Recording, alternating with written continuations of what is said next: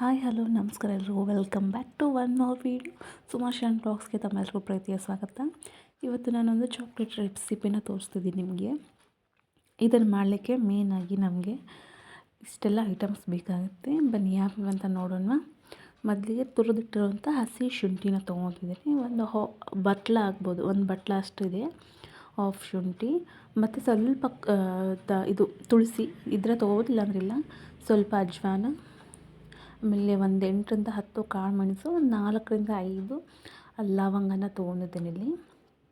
ಮತ್ತು ಒಂದು 2ರಿಂದ 3 ಅಥವಾ 4 ಚಕ್ಕೆ ಸಣ್ಣ ಪೀಸ್ ಮಾಡಿ ಇಟ್ಕೊಂಡಿದ್ದೀನಿ.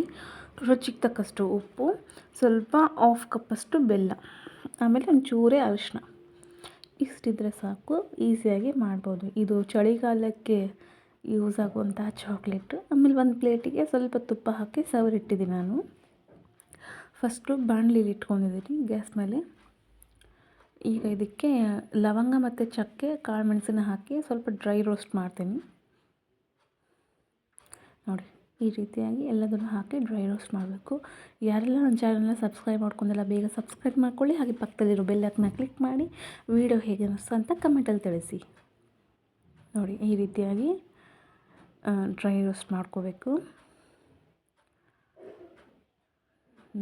ಸ್ವಲ್ಪ ಅದು ಸ್ಮೆಲ್ ಬರ್ತಾ ಹೋಗುತ್ತೆ, ನಿಮ್ಗೆ ಗೊತ್ತಾಗ್ಬಿಡುತ್ತೆ ಡ್ರೈ ರೋಸ್ಟ್ ಆಗಿದೆಯೋ ಇಲ್ವೋ ಅಂತ ಹೇಳಿ.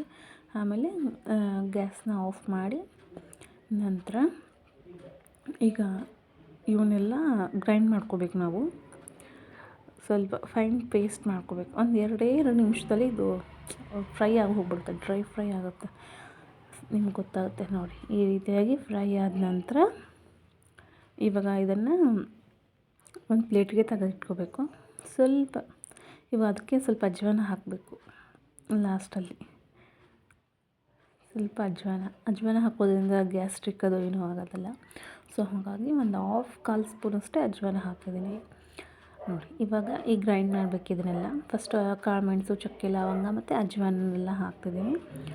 ನಂತರ ಸ್ವಲ್ಪ ಹಸಿ ಶುಂಠಿ ತುರಿದಿಟ್ಟಿದ್ವಲ್ಲ, ಸೊ ಅದು, ನಂತರ ತುಳಸಿ ಎಲೆ ಇಷ್ಟನ್ನು ಹಾಕಿ, ಆಮೇಲೆ ಸ್ವಲ್ಪ ರುಚಿಗೆ ತಕ್ಕಷ್ಟು ಉಪ್ಪು. ಹೀಗೆ ಬೇಕಾದರೆ ಆ್ಯಡ್ ಮಾಡ್ಬೋದು, ಇಲ್ಲ ಲಾಸ್ಟಲ್ಲಿ ಸಹ ನೀವು ಆ್ಯಡ್ ಮಾಡ್ಕೋಬೋದು.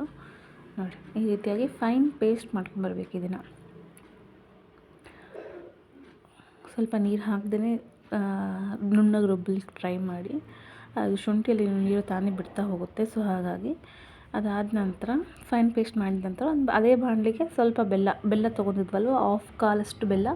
ಸೊ ಆ ಬೆಲ್ಲಕ್ಕೆ ಒಂದು 2 ಚಮಚದಷ್ಟು ನೀರು ಹಾಕಿ ಅದನ್ನು ಕರಗಲಿಕ್ಕೆ ಇಡಬೇಕು. ಬೆಲ್ಲನ ಬೇಗ ಕರಗಿ ಹೋಗ್ಬಿಡುತ್ತೆ ಬೆಲ್ಲ. ಗಂಟಿದ್ದೆ ಸ್ವಲ್ಪ ಪ್ರೆಸ್ ಮಾಡಿ ಬೆಲ್ಲನ ನೀಟಾಗಿ ಕರಗಿಸ್ಕೊಳ್ಳಿ. ಒಂದು 5ರಿಂದ 10 ನಿಮಿಷದಲ್ಲಿ ಬೆಲ್ಲ ಕರಗಿ ಹೋಗ್ಬಿಡುತ್ತೆ. ನೋಡಿ, ಈ ರೀತಿ ಬೆಲ್ಲ ಕರಗಿದ ನಂತರ ಸ್ವಲ್ಪ ಒಂದು ಕುದಿ ಚೆನ್ನಾಗಿ ಬರ್ತಾ ಇರಬೇಕು. ಈ ಕುದಿ ನೋಡಿ, ಈ ರೀತಿ ಕುದಿ ಬಂದ ನಂತರ ಇವಾಗ ಅದಕ್ಕೆ ರುಬ್ಬಿಟ್ಟಿರುವಂತಹ ಈ ಪೇಸ್ಟನ್ನು ಹಾಕ್ತಿದ್ದೀನಿ. ಅಂದರೆ ಶುಂಠಿ, ಚಕ್ಕೆ ಅದನ್ನೆಲ್ಲ ಮಿಕ್ಸ್ ಮಾಡಿದ್ವಲ್ವ, ಸೊ ಅದನ್ನು ಹಾಕ್ತಾಯಿದ್ದೀನಿ. ಸೊ ಅದನ್ನು ಹಾಕಿ ನೀರಿಗೆ ಏನು ಹಾಕೋದು ಬೇಡ. ಸೊ ಹಾಗೆ ಕೈಯಲ್ಲಿ ಎಲ್ಲ ನೀಟಾಗಿ ತೆಗೆದು ಹಾಕಬೇಕು. ನೀಟಾಗಿ ಹಾಕಿ ಇವಾಗ ಇದನ್ನು ಫ್ರೈ ಮಾಡ್ತಾ ಹೋಗಬೇಕು. ಆ ಬೆಲ್ಲದ ಜೊತೆ ಮಿಕ್ಸ್ ಮಾಡಿ ಇಡಬೇಕು.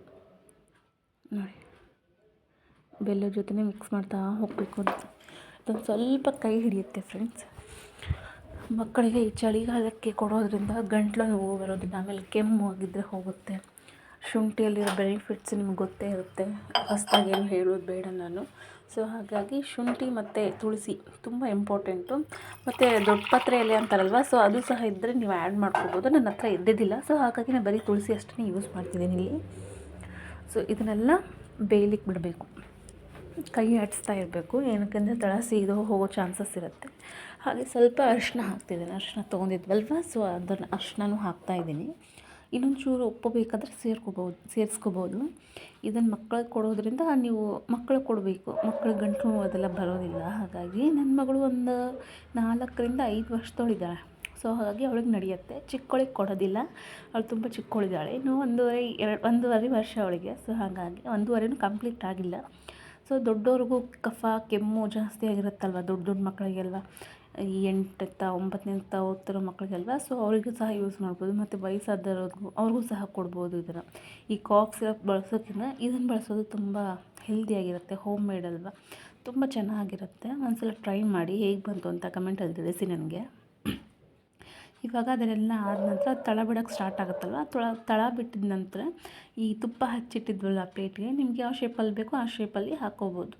ನಾನಿಲ್ಲಿ ಸ್ವಲ್ಪ ಹೊತ್ತು ಬಿಸಿ ಇರುತ್ತಲ್ವ, ಸೊ ಹಾಗಾಗಿ ಸ್ವಲ್ಪ ಆರಲಿಕ್ಕೆ ಅಂತ ಹೇಳಿ ಈ ಥರ ಚೌಕಾಗಿ ಹಾಕಿದ್ದೀನಿ. ಇದು ಆರಿದ ನಂತರ ಚಿಕ್ಕ ಚಿಕ್ಕದಾಗಿ ಉಂಡೆ ಕಟ್ಟಿಟ್ಕೊತಿದ್ದೀನಿ.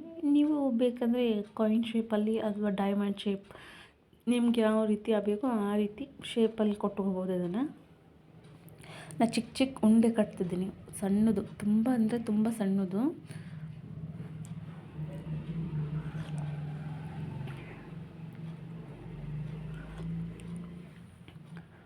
ನೋಡಿ, ಈ ರೀತಿ ಚಿಕ್ಕ ಚಿಕ್ಕ ಉಂಡೆನ ಕಟ್ತಾಯಿದ್ದೀನಿ ನಾನು.